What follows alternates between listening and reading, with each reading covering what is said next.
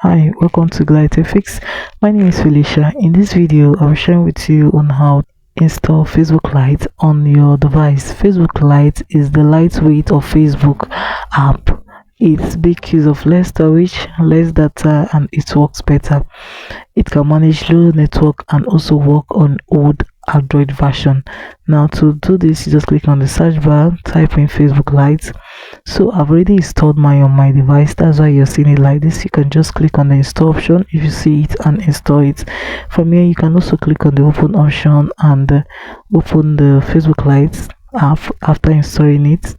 On this section, you can actually log in. All you have to do is to follow the steps. Just click on the OK, as you can see my here, and log in after the few scanning process.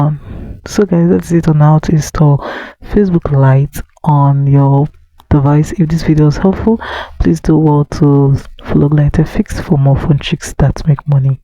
Thanks for watching.